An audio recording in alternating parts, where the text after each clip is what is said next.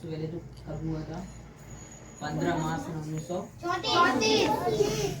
ठीक है, अब बात आती है कि भाई इन्होंने क्या किया।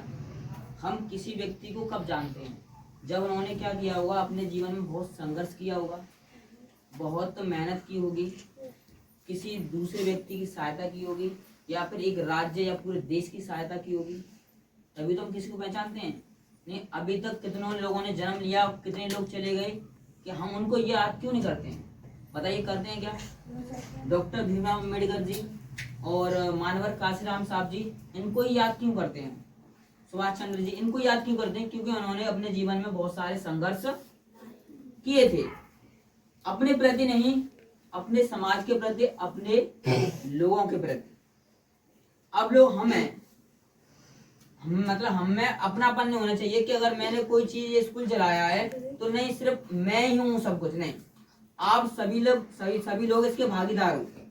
मेहनत करोगे, नाम ऊंचा करोगे भाई, और कब करोगे? पढ़ेंगे, और पढ़ने से ही पहले क्या करेंगे भाई?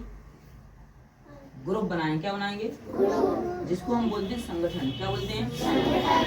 अगर कभी आप लोगों ने देखा 4 बच्चे बैठे हैं पढ़ने वाले, ऐसा नहीं कि सबका दिमाग बराबर हो, सबका अलग अलग होगा ना। अगर 4 क्वेश्चन आप याद करके आए और 4 हम याद करके आए और 4 आप, तो एक दूसरे को पूछताछ करेंगे तो 4 सभी लोग याद करके आए तो सभी को कितने हो गए टोटल? बस यही तो बात है, 16 हो गए। कितने हो गए? मैंने कहा 4 लोग हैं। कितने? और चारों बच्चे 4 याद करके आएंगे तो टोटल क्वेश्चन कितने हो गए? और ओनली 4 याद करने से हमें कितने की जानकारी हो गई? 16 की जानकारी हो गई। तो कहते हैं ना कि शिक्षा वो शेरनी का दूध है, जो पिएगा वो क्या करेगा? धारेगा।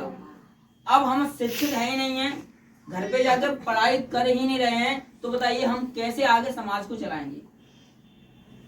अच्छा, आपने देखा है समाज में अगर कोई घटना होती है, कोई बात होती है, तो कुछ लोग निकाले जाते हैं कि इनके सामने समझ कोई बात रखी जाए और ये लोग इसका क्या करेंगे? समाधान करेंगे।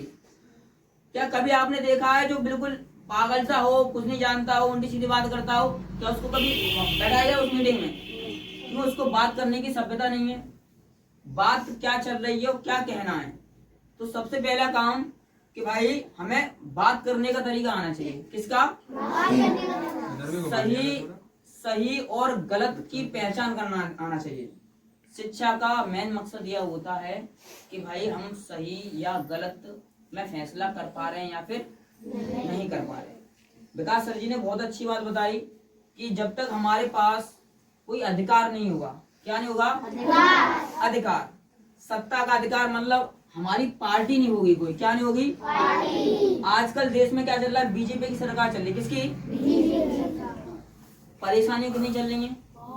भर्तियां नहीं आ रही हैं, आदमी परेशान है, लोग पढ़ के परेशान है। अब वो सोच रहे हैं भाई कितना पढ़े, और पता नहीं भर्तियां कब आएंगी। उम्र निकली जा रही है, बच्चे पढ़ाई करते जा रहे हैं। क्या मतलब है? बच्चा पढ़ाई रोजगार के साथ साथ अपना दिमाग संतुलन बनाए रखने के लिए करता है ना, कि हम अपने पीढ़ी है, जो भी माँ बाप हैं, कल को बूढ़े भी होंगे, उनका सहारा कौन है? हम लोग है ना। अब भाई पढ़े लिख कर भी हम वही करें, बेलदारी मजदूरी, तो फिर पढ़ने का क्या मतलब है? हर व्यक्ति चाहता है कि मेरे पास अच्छा घर हो, अच्छा खाना हो, अच्छी शिक्षा हो, और मेरे बच्चे पढ़े लिखे हों, और उनमें बोलने की क्या हो? तमीज हो। तो याद रखना, कभी भी सबसे पहले अगर आप लोग स्कूल आते हो, कहाँ आते हो? तो सबसे पहला काम है आपके अंदर सभ्यता होनी चाहिए। क्या? और सभ्यता का पहला नियम है, घर पे क्या करोगे? नहाओगे धोओगे, उसके बाद सबसे पहले अपने जितने घर में बड़े लोग हैं उनके क्या छुओगे? सही बताना, कौन कौन आज पैर छू के आया? और आज के बाद जब भी उठेंगे तो सबसे पहले ये सोचेंगे, सर जी ने क्या बताया? हाथ नीचे कर लीजिए। सबसे पहला काम है हमें माता पिता के पैर छूने हैं, साफ सुथरे तरीके से अच्छे कपड़े पहन के स्कूल आना है, क्योंकि घर पे बैठने से अगर शिक्षा मिलती तो फिर स्कूलों की जरूरत नहीं पड़ती। बात में आ रही नहीं? अगर घर पे अगर शिक्षा मिलती हमको तो हम स्कूल क्यों आते? बताइए। अब सोचिए, आप लोग सही गलत में थोड़ा बहुत फर्क कर पाते हो, नहीं कर पाते हो? किसी ने कुछ कहा तो आपने तुरंत बता दिया कि सर जी ये बात सही नहीं है, ये बात गलत है। क्यों? तुम थोड़े समझदार हो, क्या हो, पढ़े लिखे हो। तो इसी तरह आगे बढ़ते रहिए सारे बच्चे। मैं तो चाहता हूँ कि अपने गांव का, अपने माता पिता का हमेशा आप लोग क्या करो, नाम रोशन करो। बात याद रहेगी हमेशा के लिए। और आज मैंने जैसा कि बता दिया, आज किसका जन्मदिन है, और इनसे भी थोड़े से ऊपर हैं डॉक्टर भीमराव अम्बेडकर जी। अब इनके बारे में सभी ने सुना होगा ना।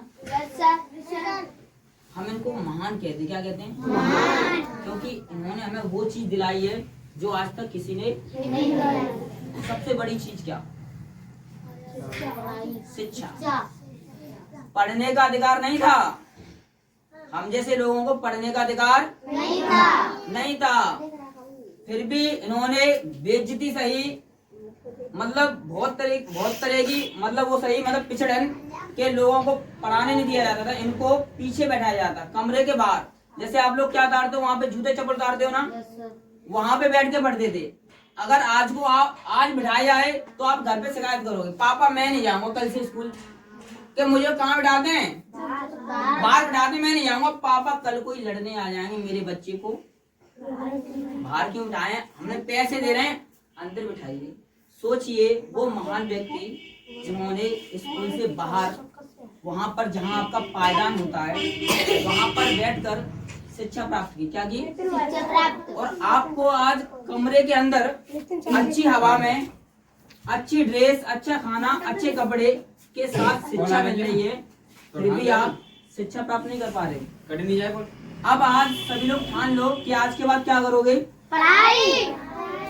भूल तो नहीं जाओगे? नहीं सर। कि सिर्फ ओनली आज सर जी ने बताया आज पढ़ेंगे, आज के बाद पढ़ाई नहीं करेंगे। तो बताइए सही बात है क्या? और मैं डेली सुबह ये बताता हूँ तुम लोगों को कि भाई बस ये सोचो कि पढ़ किस लिए रहे हो और किसके लिए पढ़ रहे हो। अपने लिए पढ़ रहे हो ना? मेरे लिए नहीं पढ़ रहे हो, मम्मी पापा के लिए नहीं पढ़ रहे हो। कल को दिल्ली जाओगे तो पापा साथ नहीं गए तो कौन साथ जाएगा? शिक्षा। क्या साथ जाएगी? कहीं बोर्ड लगा होगा तुरंत देख के बता दो कि हाँ ये रास्ता दिल्ली का है। बस में आ रही नहीं आ रही है? तो बस शिक्षा का यही मतलब है जानकारी प्राप्त करना। क्या? नॉलेज प्राप्त करना, सही और गलत में फर्क जानना। उसी के साथ मैं थोड़ा विराम चाहूंगा, ठीक है, बाकी बात, ठीक है।